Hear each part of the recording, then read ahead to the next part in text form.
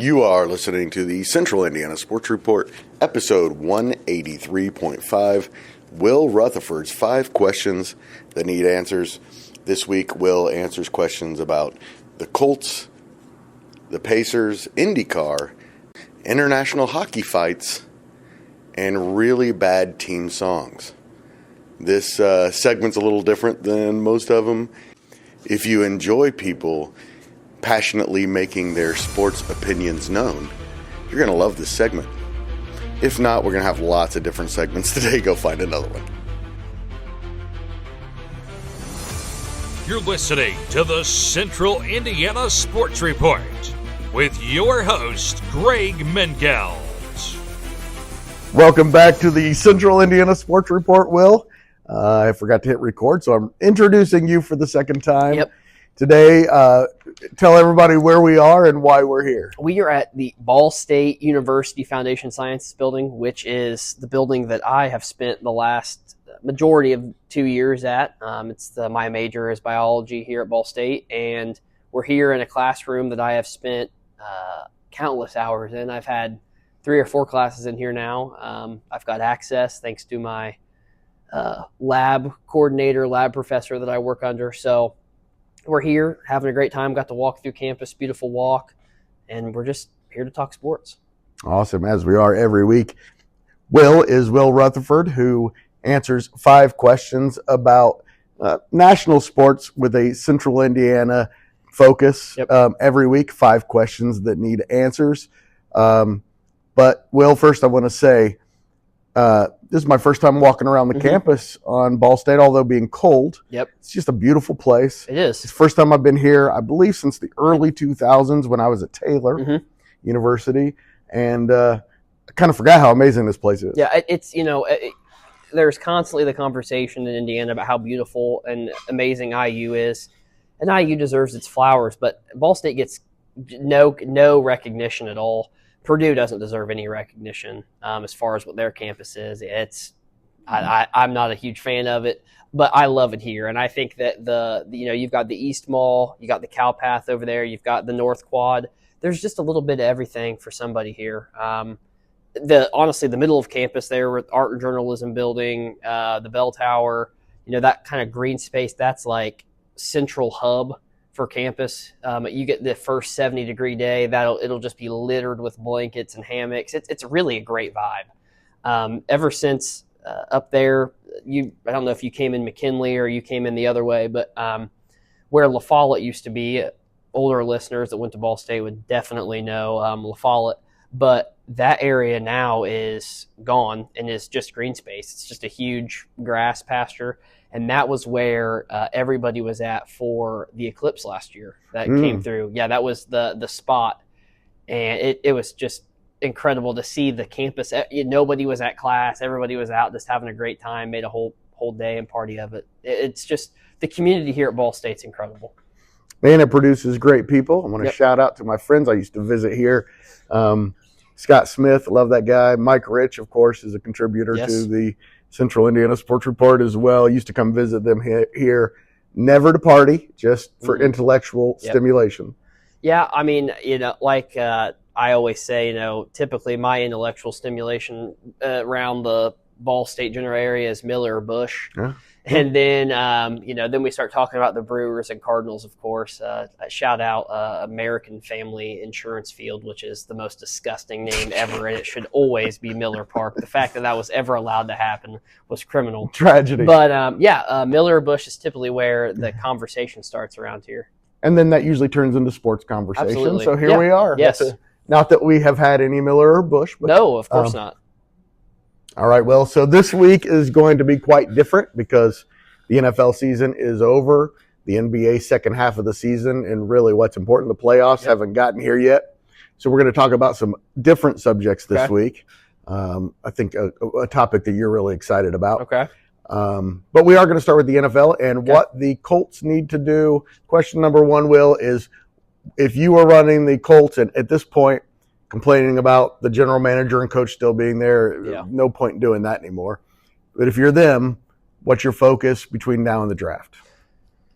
I feel like focus number one for me would be defensively getting a linebacker. I think that room needs revamped. I don't see them bringing back EJ Speed. I think he'll walk in free agency. So like a difference-making yes, linebacker. I don't think just your run-of-the-mill. I think I'm talking about a Dre Greenlaw kind of elite linebacker, that is a real difference maker on the defense. Somebody that you can bring in to kind of, I don't know, be the player voice for Lou Anarumo's new defense.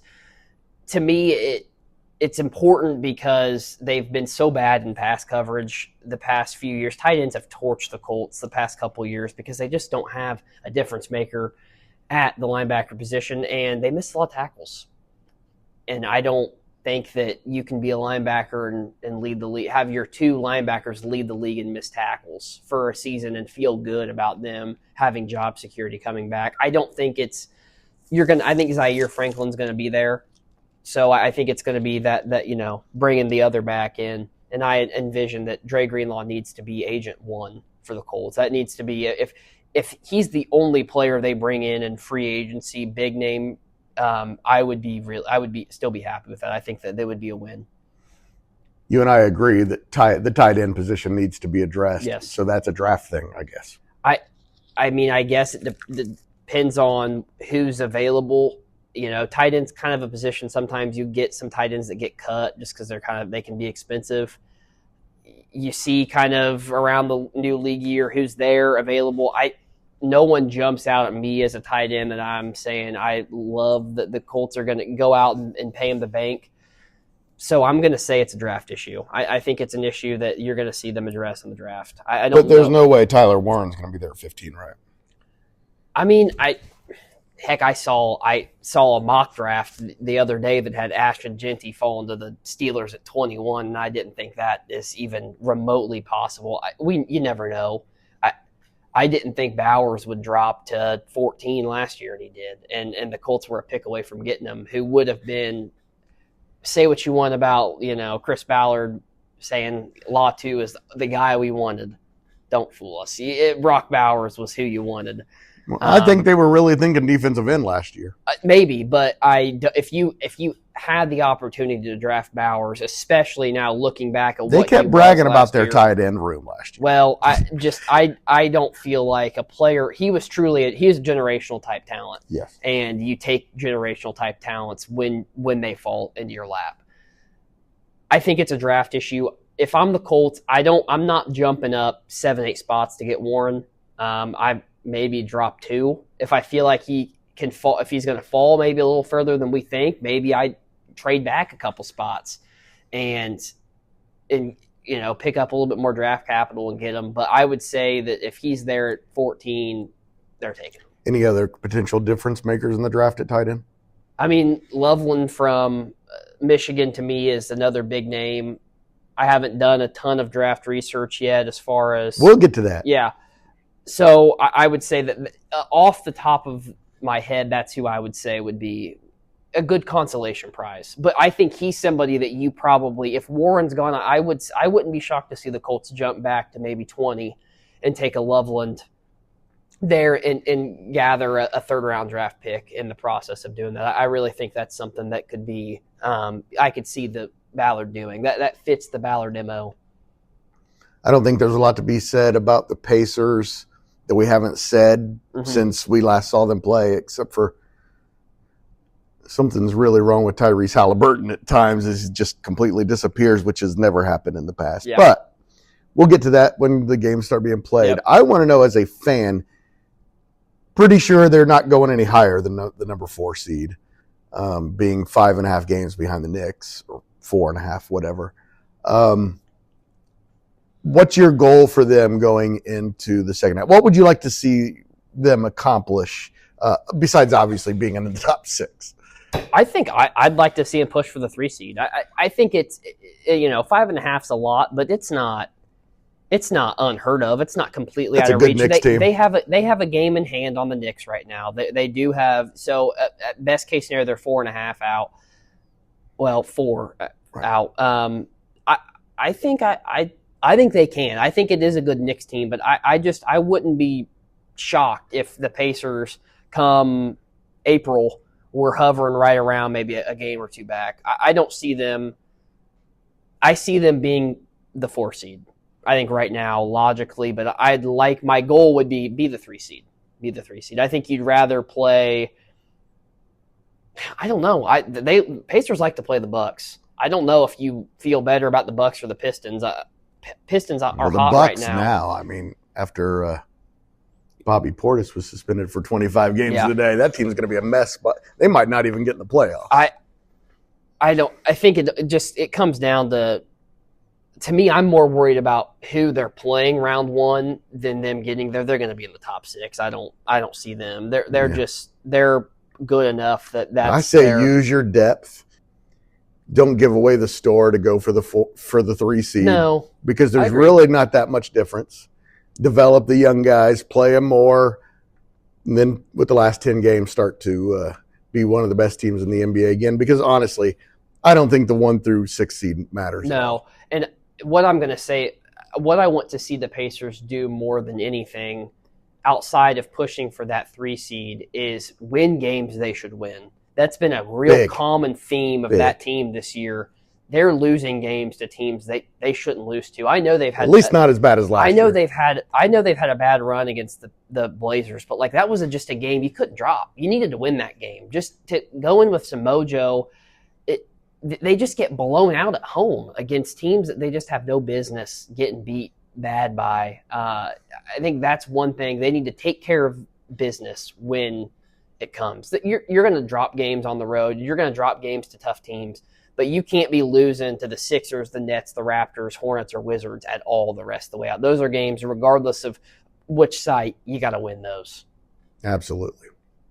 You don't think they're better than that? You don't think they can beat Boston or Cleveland, though, right? Oh yeah, I think they can. What evidence have you seen of that? I watched the series last year, and it's the same 2 teams running it back with that Celtics. But they're not the same.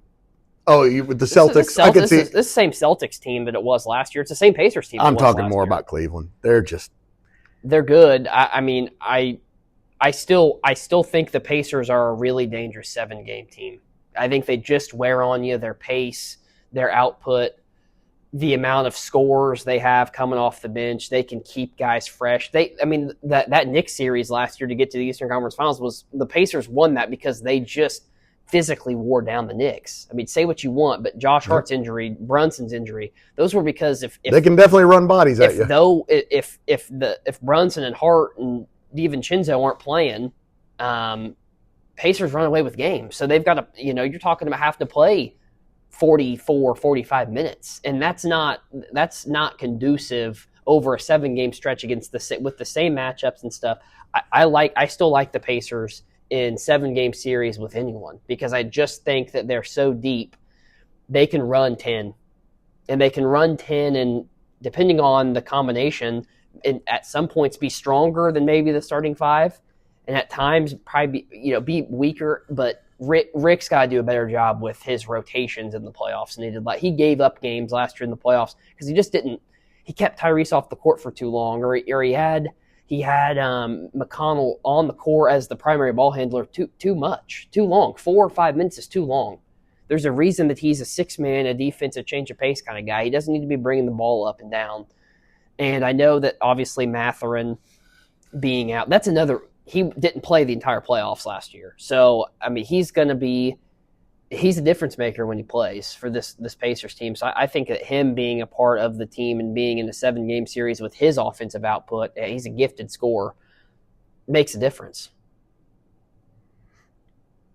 I know you disagree. I know that we've kind of been on different, I guess. I don't completely disagree ends with of you. The Pacers spectrum a little bit this year.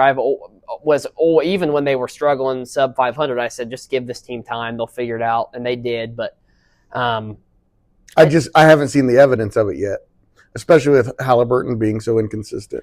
I don't have an answer for. I don't know what it's been strange. It's been a strange year. I wouldn't trade him. I wouldn't want him gone for the world. But he's not. He's just not. There are times in the fourth quarter, Will, where I'm saying you've got to have TJ McConnell out there. He's just better than Halliburton. That's weird to say, but the whole game shows you evidence that McConnell had been better than Halliburton the entire game. Yeah. And then the last time I said that, Halliburton took over, and they ended up winning the game. I think this break was good for him. I think he's a little beat up, and it was probably good that he wasn't in the All-Star weekend, and he was just able to sit back, get his feet up, and rest a little bit. I expect to see him. He really turned it on last year, second half of the year. He was good the whole year. I'm not saying that, but after the All-Star break was when he made a name for, we're talking top 10 kind of player in the league. So I expect him to re-enter that conversation. Siakam's also playing phenomenal. Such a good trade. I love everything about that trade. Yeah. Question number 3. I'm going to just throw this at you. So I'm interested in your answer. Okay. Looking forward to the IndyCar season? Yes, always. I think I really look forward to getting to the race. Obviously, the 500. I am excited for the season, though, because I think that this is as talented of an IndyCar field as really and balanced. It is balanced. It's really balanced. I think that there are 5, 6, 7, 8, 9, 10 drivers that I think you could make an argument that could win. I mean, really, never in my life have. And with a team like McLaren, that's kind of you never know with those guys. The Andretti, you never know when they're going to be elite again at the top. You never know. And some of the best drivers are on smaller teams. Yep. So from week to week, you're talking about 15 guys who could potentially win. Absolutely. I mean, you're talking about, Pato O'Ward he makes Formula One a snooze fest. Formula One sucks. I have no idea why anyone likes Formula One. IndyCar is so superior. IndyCar is of Formula One, of NASCAR, and of, I would say, Formula One. There's the most discrepancy between, I guess maybe I don't want to say discrepancy. Each week someone could win on this series. And it's not, NASCAR, you've got your top 8 that are going to win, and you're going to get somebody that'll, luck in, and there'll be a huge crash. It's a good formula.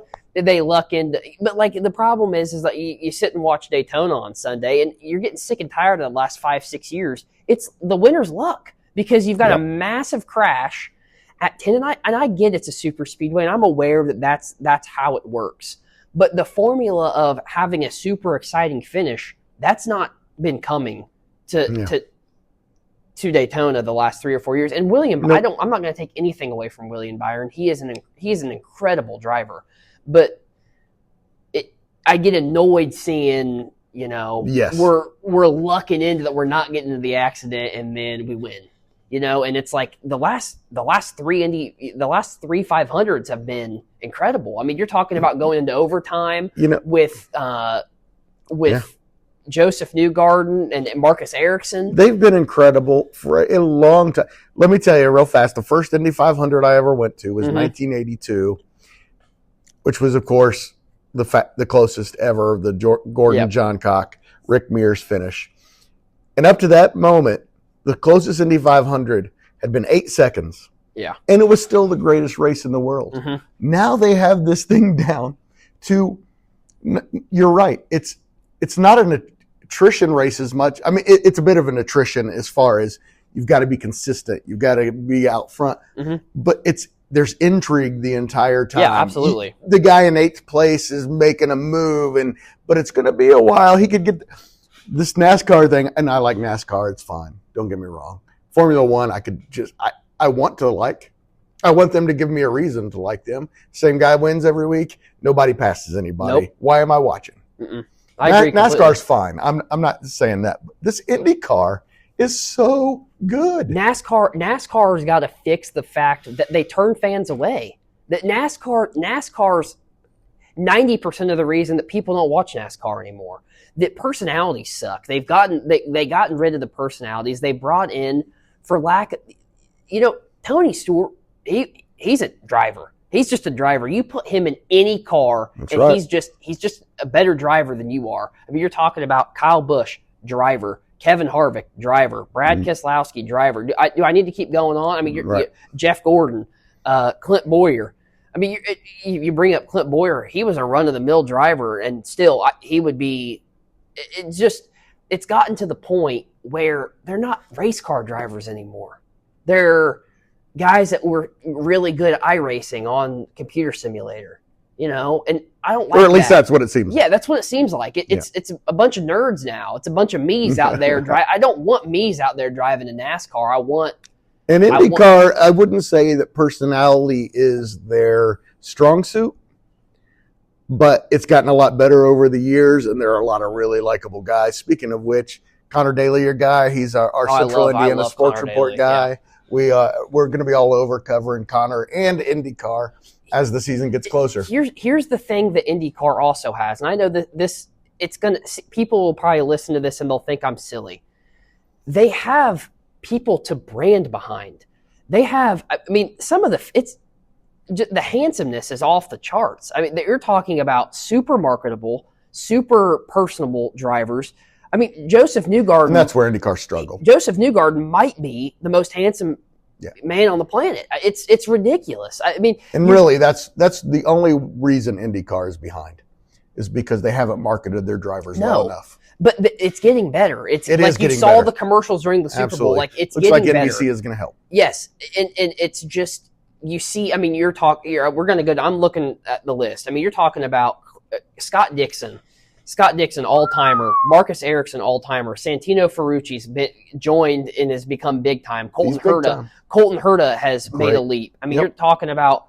This is Lundgaard's Arrow McLaren, but he's the 2-car Arrow McLaren. I mean, you're talking about all three of these guys, great drivers. Malukas. This is ridiculous. I mean, the amount of talent just right here in these three between Pato O'Ward, Alex Palau, and Will Penske.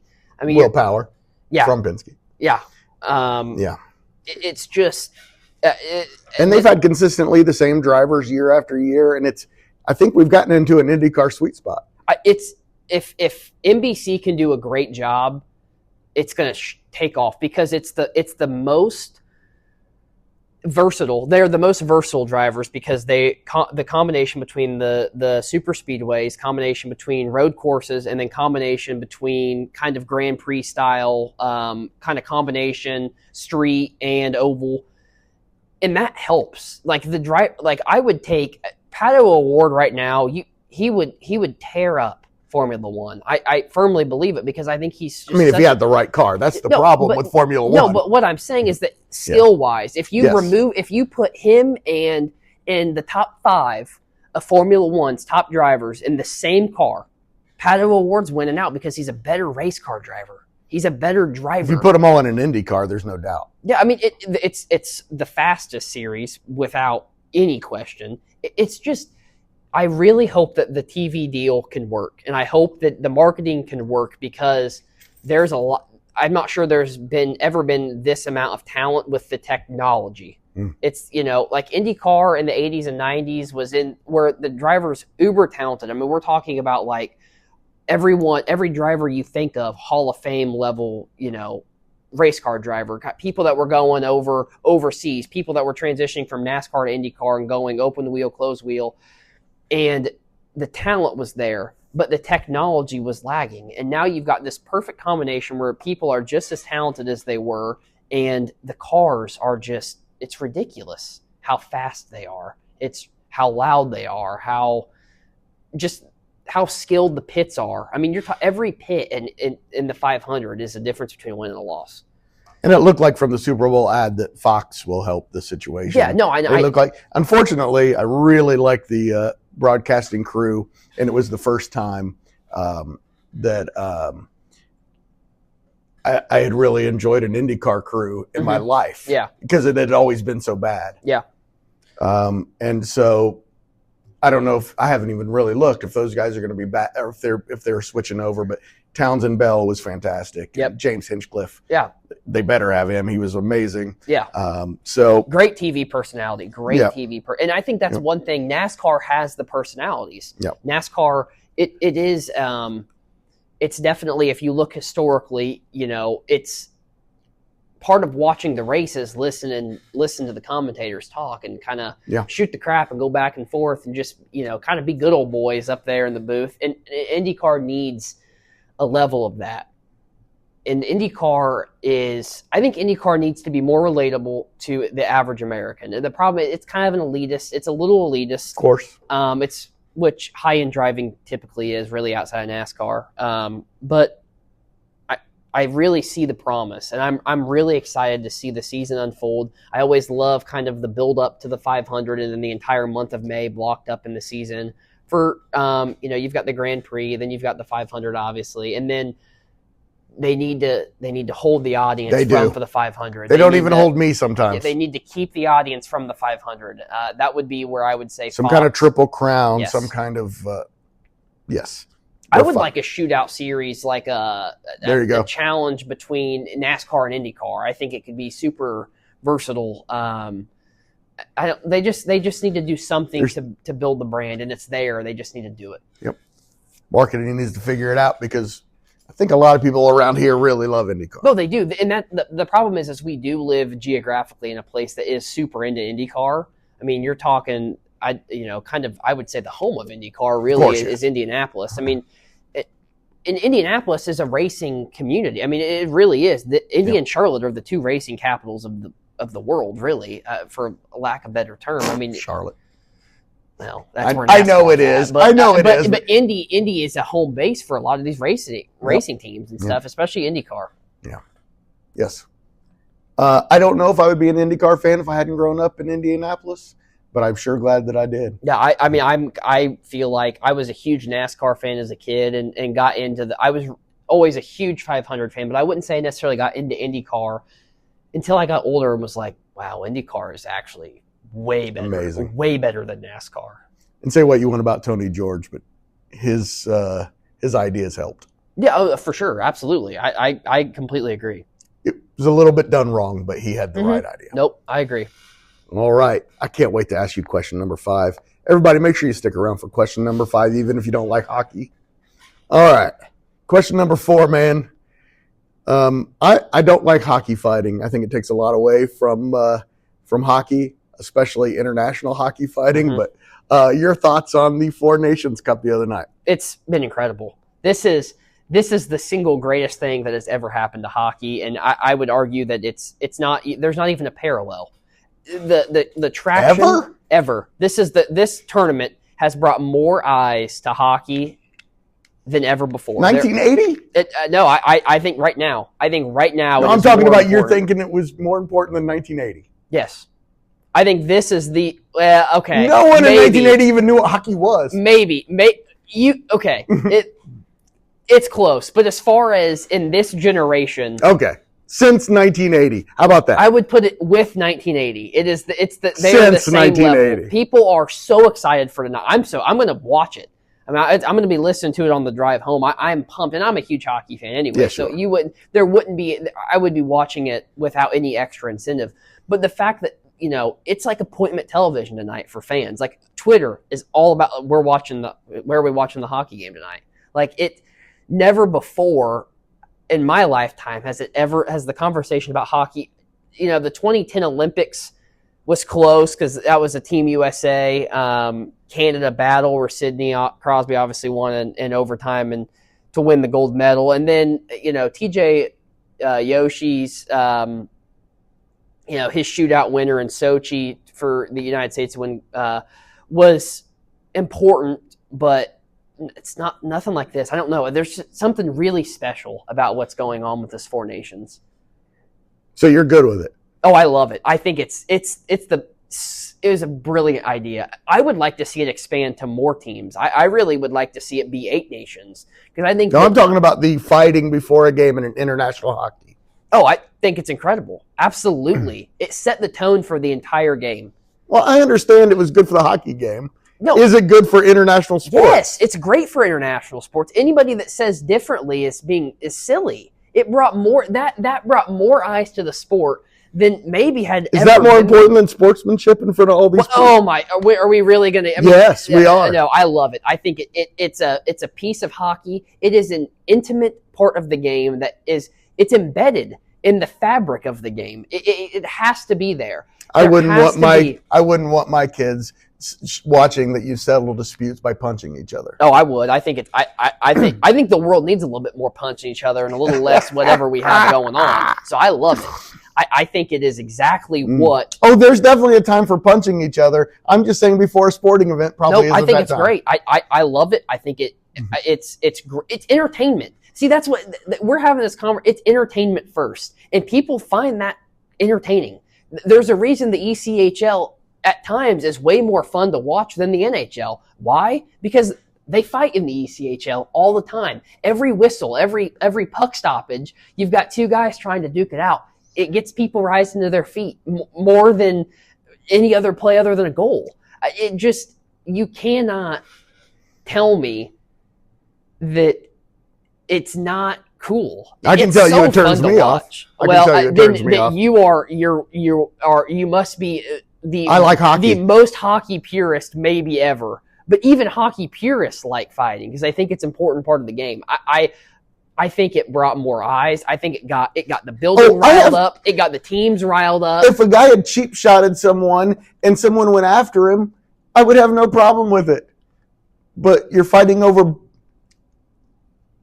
your excitement. You're fighting over getting the boys riled up on the that's boards. That's what I'm saying. Banging sticks. Is that a good idea? Absolutely. Absolutely. In fact, you know what I wish they did? I wish they would have taken their helmets off, too. I wish they would have dug the thug gladed it. I wish they would have taken the gloves off slowly like they did. I mean, you saw Matthew Tkachuk. He turned and he tossed him out. Brady got him out of the way. I wish they would have just taken the buckets off, too, and said, you know what, we're going. We are going at it. I think it's – I love it. I love it. And I think it's what we need more of. I wish you could do it in the NFL sometimes. I really wish that it was embedded in because I think it would make a difference. It's not how grown men should settle disputes. I tend to disagree. Now, when hitting's involved in the game, that is a little different. I granted, there are times, especially boxing and stuff like that, of course, and I love boxing, but that's the rules going in. Mm-hmm. And there are times in hockey, there are times in football, there are even times in baseball where there's an appropriate time to fight. Yep. Absolutely. No doubt about it. But you need to find the appropriate time to fight. You know what you never hear in the NHL, though? What conversation you never hear about? It's the only majors of the four major sports that this conversation never comes into play as far as being vitally important, officiating. Why? The game polices itself. The game takes care of itself naturally, organically. You don't have to. But it could be taken care of through the rules. It is. Because the rules say you can fight. Right. So it is being taken care of. But it could be taken care of without fighting, as we've seen on every other level of hockey. You know what I wish they did? Ever existed. I would go as far to say... Junior hockey, no fighting's allowed. I would go as far to say, I wish that the Tkachuk brothers would have gotten out of the box. I wish they would have taken their helmet and gloves off and they'd gone over and beaten the hell out of Team Canada again. I wish they would have done it. Because that is fun. That is entertaining, and I love it. And it got me riled. I was in Elwood, Indiana, and I felt like I had a part. I was sitting in the Bell Center, getting riled up watching the game.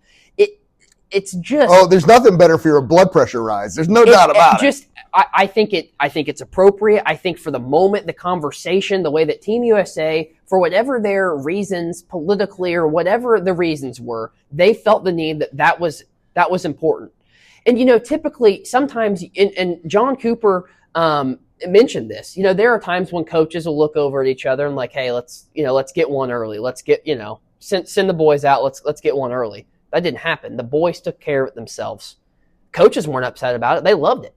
Mike Sullivan and John Cooper loved it. I don't think that's not the issue I have. But, okay, so then I guess you've explained it, but I explain it more. I want you to go more in depth. It tells society that solving issues with your fists are okay, and it's not. People get killed that way. People ruin their lives that way. Okay. And it tells, especially 18, 19-year-old kids who are full of hormones, I'm going to fight out my problems, and then they end up in prison the rest of their lives. I mean, I guess our conversation more or less should be... maybe the 18, 19-year-old should be a tad bit mature and understand that, of course they should. The rules of the game take precedent over life. Of course. If you want to go out in the street and fight, guess what? You're going to face the consequences. I mean, to me, it's some that it shouldn't matter. I mean, you couldn't do the stuff that you can do in NFL games without assault charges, without battery charges. No, you I understand. Just go up and deplete a guy and think that's okay. That's going to result. But you also can't punch him in the face. Jail. You can't in any sport. Well, you can except in for hockey. boxing. You can in hockey and boxing and UFC. So I don't think that you can make that argument and not say the NFL doesn't do the same thing, because the type of violence you see in the NFL would absolutely be illegal in the same sense, and yet we love football. We parade it around like it's nothing. Yes, but I don't want to go too deep in this because my philosophy isn't that interesting to everybody, but when you teach people that you solve issues through violence, people solve issues through violence. And we have a very violent society right now.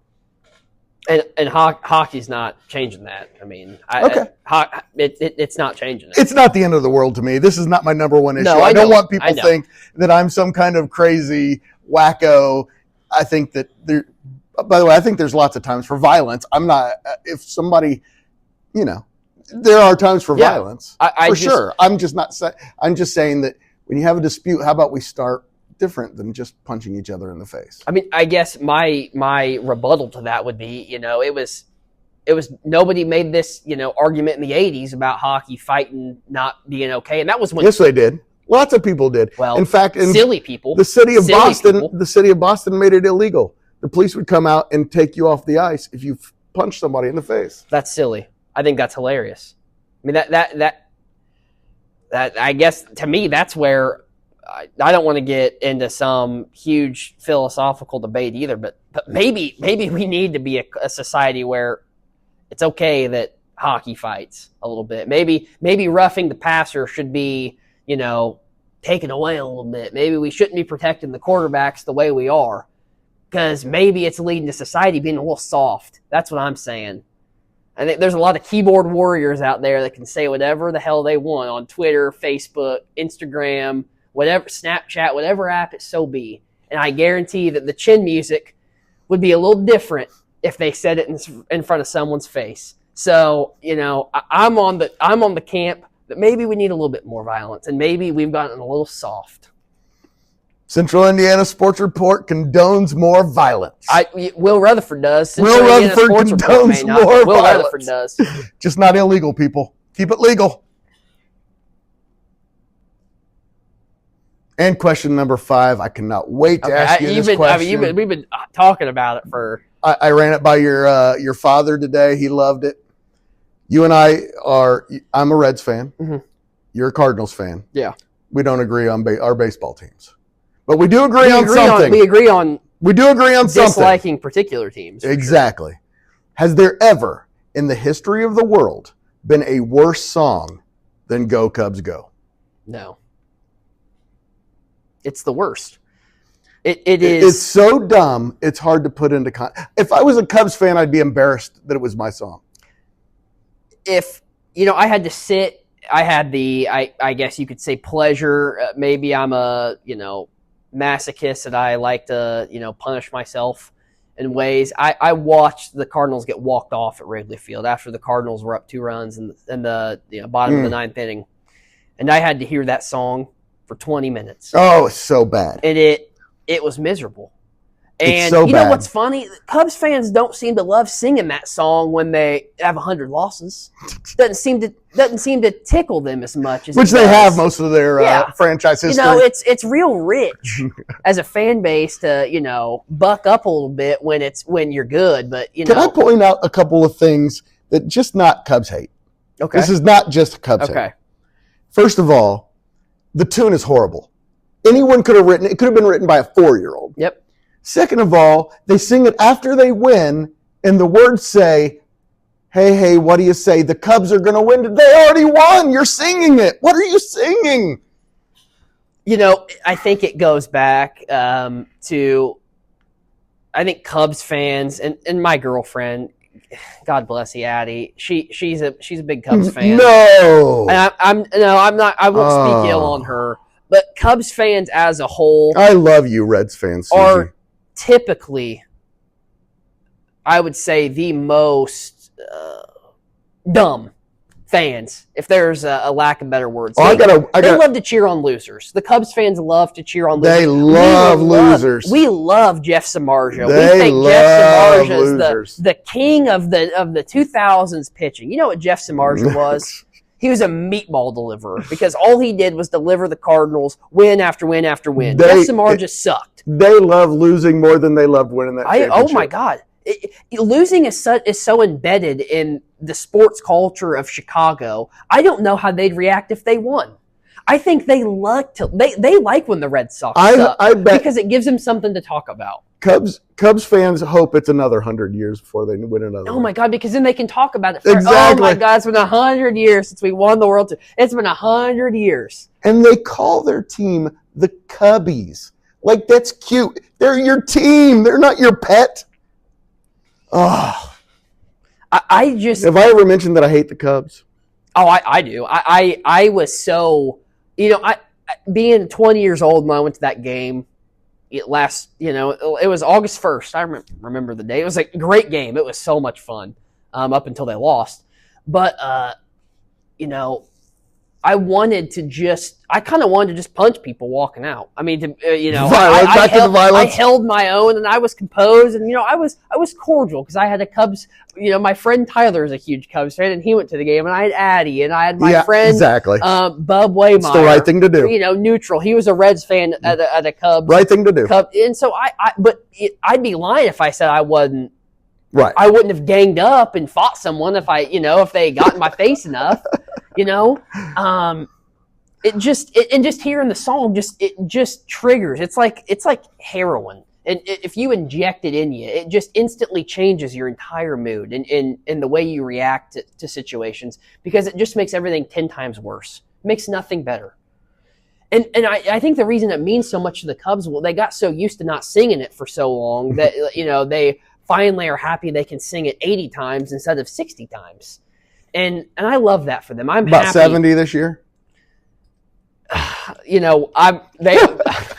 They should win the division. They're the most talented team in the division. Yes. They won't. They won't. Win they probably won't. But they should win the division. That'll be the Redlegs. And it's just, my hatred of the Cubs. There's a chance they're really good this year. No, there's no chance. There's a chance. No, there's a chance that they win 86 games this year. Sure, I'll give you that. The chances. There's a chance they're really good. No, I don't think it'll happen, but there's a chance. Way too many holes. As I said, I've mentioned this again. You don't trade the best player on your team to then trade for a player who mixed with the best player on your team would have made a really tough lineup to beat. And trading Cody Bellinger before you trade Kyle Tucker. Well, what has Pete Crow Armstrong proved at the MLB level? He's proved he's really fast, and he's proved he's got a great glove. But you know what else he's proven? He's proven that over the course of a year, he can hit 220, 230, and hit 6 home runs. And are you going to trade away Cody Bellinger for that? I'm not. I'm surely not.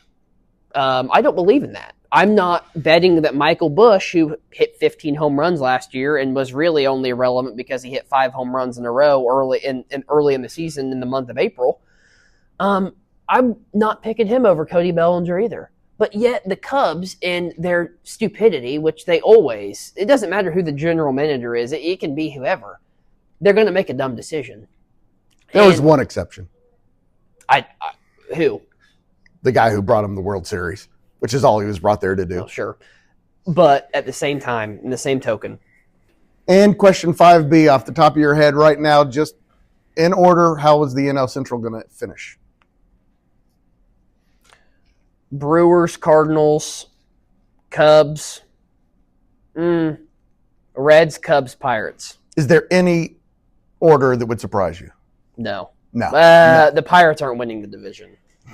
If they did, it wouldn't shock me. That lineup's pretty good. They're not winning the division. Probably not. They're the one team that the division's so bad, I don't think it's out of the question. I also don't think the Cardinals will win the division, but I think the Cardinals will be better than people think, and I think that the Cardinals can hover around the wild card team. Absolutely. Might turn out the division's pretty good.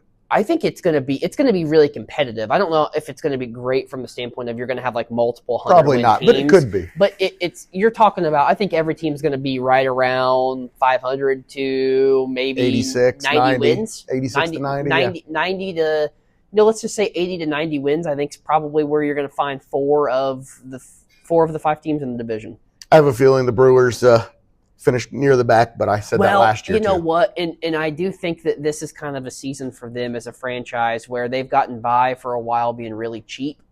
And this could come back to haunt them a little bit. They've been really cheap, and I think it could come back to potentially result in them not competing for a division. However, Pat Williams is a really good manager, and that team continues to, whenever they make trades that make 0 sense, come back the next year and be really good. And they got a lot of good pieces. They do. Will, thank you so much. This was the best one yet. I can't wait for everybody to hear it. Thank you. Now that was a good time. Thank you so much to Will for doing that. We're having more and more fun as we get more comfortable with each other and our personalities. Now I can't wait till next week. And thank you for listening. If you like what you heard, and if you don't, I got a question, what kind of sports podcasting you like. But if you enjoyed this segment, please tell your friends about it, share it around. We'd really appreciate that. We're just getting started. We're growing. We're going to be around for a long time, so please go like, subscribe, or follow us. SoundCloud, Spotify, Apple, Amazon, and now at YouTube, so you don't miss a single segment. Just search Central Indiana Sports Report. We are easy to find. Go subscribe at YouTube. Thank you.